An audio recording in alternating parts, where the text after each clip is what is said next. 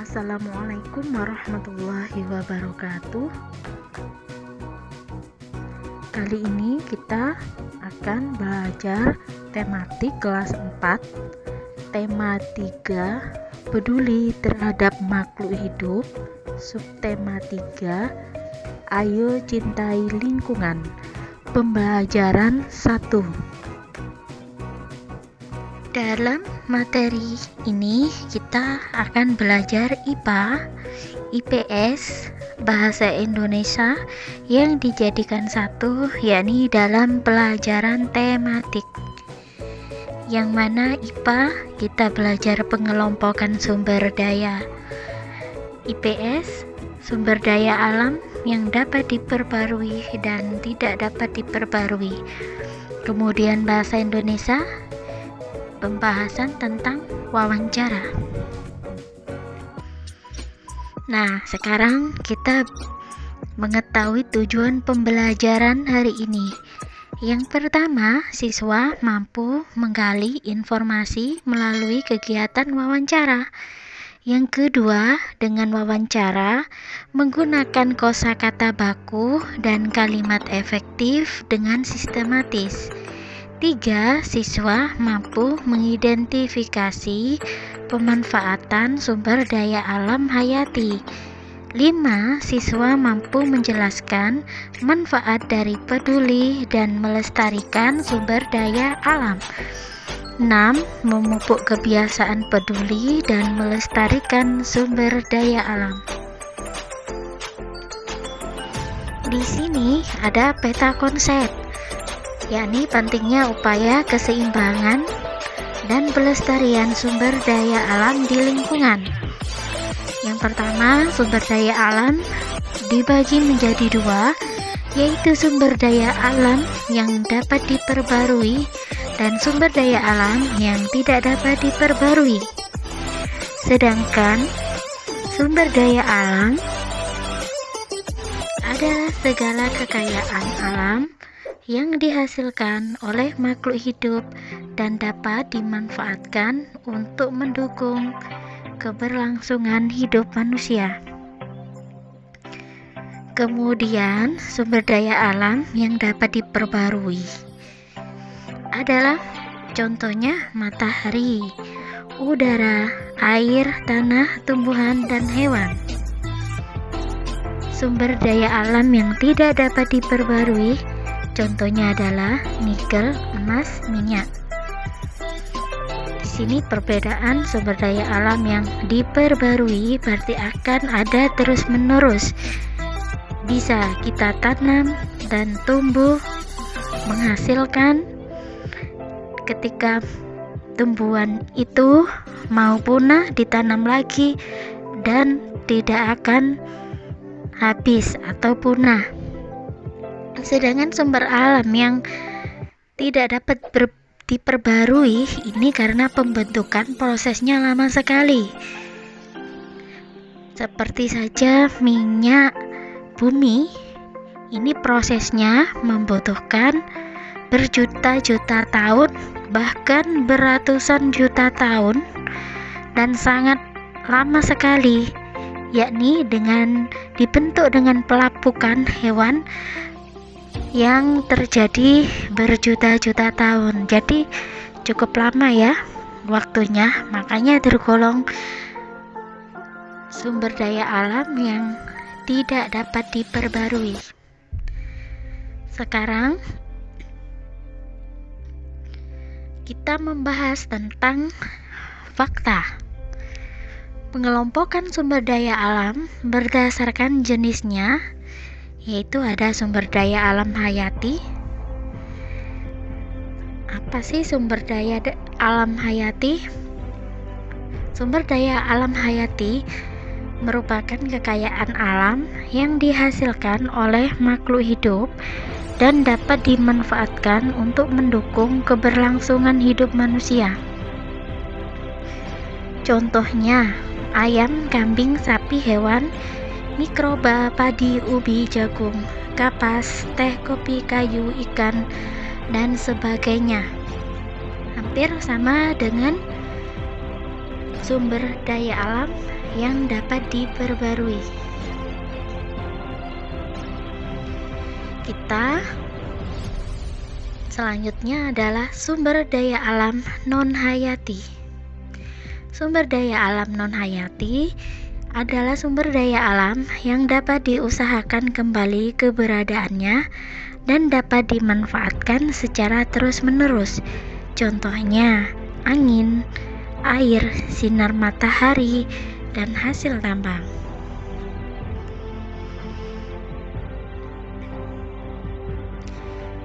Setelah itu kita mempelajari tentang bagaimana cara mengolah sumber daya alam yang ada. Di sini sumber daya alam yang pastinya akan ada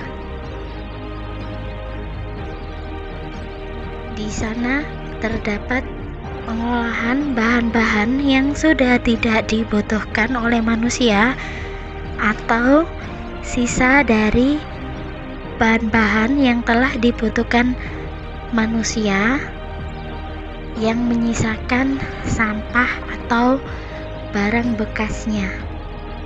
Di sini kita bahas pengolahan sampah. Yang pertama, sumber daya alam adalah semua kekayaan alam berupa makhluk hidup atau makhluk tak hidup yang berada di bumi. Yang kedua, sumber daya alam yang dapat diperbarui adalah semua yang ada di alam dan ketersediaannya adalah terbatas. Yang ketiga, lingkungan adalah kombinasi antara kondisi fisik makhluk hidup. Sedangkan tadi dihubungkan masih pengolahan sampah nanti kita bahas pada slide selanjutnya. Di sini pengelolaan sampah ada recycle adalah kegiatan mendaur ulang sampah-sampah menjadi barang-barang baru. 5. Das adalah kegiatan mengurangi segala sesuatu yang mengakibatkan sampah atau meminimalisir sampah. Loss adalah kegiatan menggunakan kembali sampah yang masih dapat digunakan, baik untuk fungsi yang sama atau fungsi yang lainnya. Di sini seperti pengertian daur ulang. Yang ketujuh, replace adalah kegiatan yang mengganti barang yang hanya dapat dipakai sekali dengan barang yang lebih tahan lama.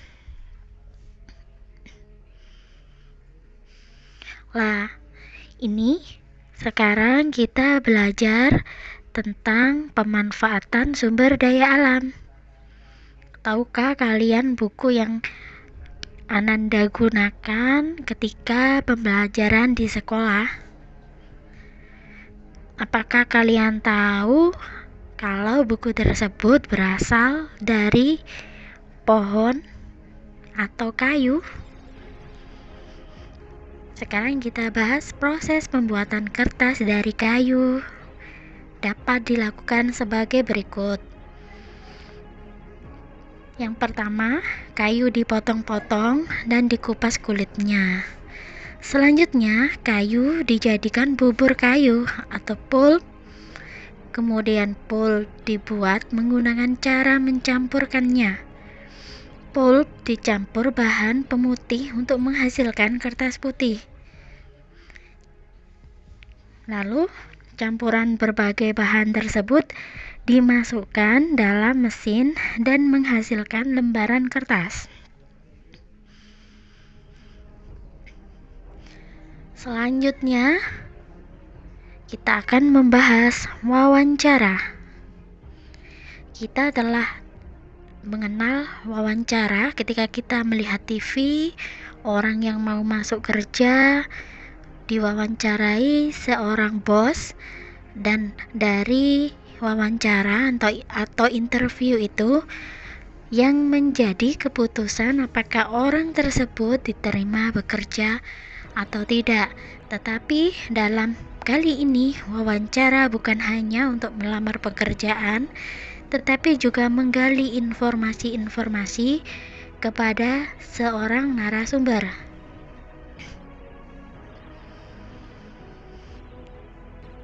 Kita bahas masih subtema 3, ayo cintai lingkungan. Daftar pertanyaan dan laporan wawancara.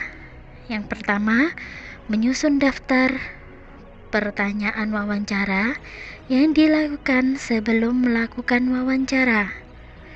Daftar pertanyaan yang akan ditanyakan diurutkan dari hal yang umum ke hal yang khusus. Pertanyaan kepada narasumber diajukan secara berurutan, mulai dari tahap pembuka, inti, dan penutup. Wawancara dibagi menjadi 2, yaitu wawancara terstruktur dan wawancara tidak terstruktural. Berdasarkan jenis pelaksanaannya, wawancara terdiri dari beberapa jenis, yaitu wawancara terpimpin, wawancara bebas, wawancara terbuka, wawancara individual, wawancara kelompok, wawancara konferensi, wawancara tertutup. Kemudian kita bahas pengetahuan tentang prosedur. Ilmu pengetahuan sosial mengidentifikasi karakteristik sumber daya alam untuk kesejahteraan masyarakat dari tingkat kota atau kabupaten sampai provinsi. Pengelompokan sumber daya alam berdasarkan jenisnya, yaitu sumber daya alam hayati, sumber daya alam non-hayati. Kemudian pengelompokan sumber daya alam berdasarkan sifatnya, yaitu sumber daya alam yang dapat diperbarui, sumber daya alam yang tidak dapat diperbarui. Sumber daya alam yang dapat diperbarui adalah udara, air, matahari, hewan, dan tumbuhan. Sumber daya alam yang dapat diperbarui adalah barang tambang logam, barang tambang sumber energi. Pengetahuan konsep sumber daya alam adalah semua kekayaan alam berupa makhluk hidup atau makhluk tak hidup yang berada di bumi. Sumber daya alam yang dapat diperbarui adalah semua yang ada di alam dan ketersediaannya tak terbatas. Sumber daya alam yang tidak dapat diperbarui adalah kekayaan alam yang akan habis setelah dipakai.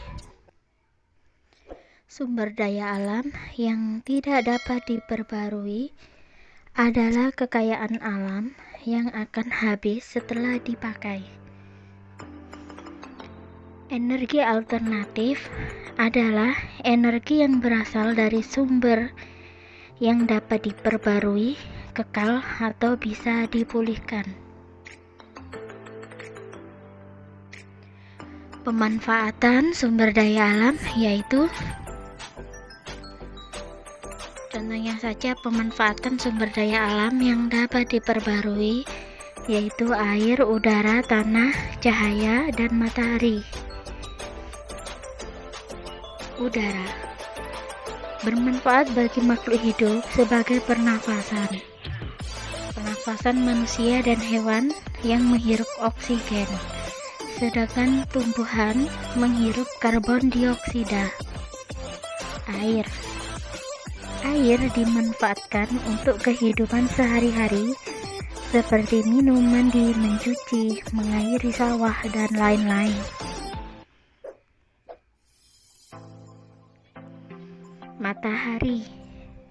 Matahari sangat dibutuhkan tumbuhan hijau untuk berfotosintesis.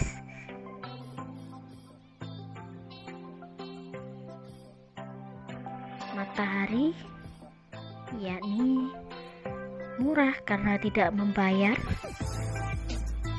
maka dikatakan murah dan ramah lingkungan. Manusia juga memanfaatkan matahari sebagai pembangkit listrik tenaga surya dan mengeringkan baju dan lain-lain. Hewan dapat dimanfaatkan manusia untuk diambil dagingnya, susunya, dan tenaganya. Sekarang kita bahas tumbuhan. Tumbuhan dapat dimanfaatkan sebagai sumber makanan, sumber sandang, peralatan rumah, dan dapat digunakan untuk produk kesehatan. Barang tambang sumber energi. Batu bara sebagai bahan bakar kereta api, pembangkit listrik, dan sebagainya. Minyak bumi sebagai bahan bakar sebagai bensin dan sebagainya. Gas alam digunakan sebagai LPG untuk keperluan memasak ibu kalian di dapur. Kemudian pemanfaatan sumber daya alam yang tidak dapat diperbarui. Yang pertama adalah barang tambang logam, yakni perak sebagai kebutuhan industri, tembaga bisa juga untuk perhiasan, besi untuk peralatan dapur, alat elektronik, timah untuk keperluan industri, dan emas ini biasanya untuk perhiasan. Sekian, terima kasih materi pada hari ini, semoga bermanfaat dan menjadi ilmu yang barokah. Amin ya rabbal alamin. Wassalamualaikum warahmatullahi wabarakatuh.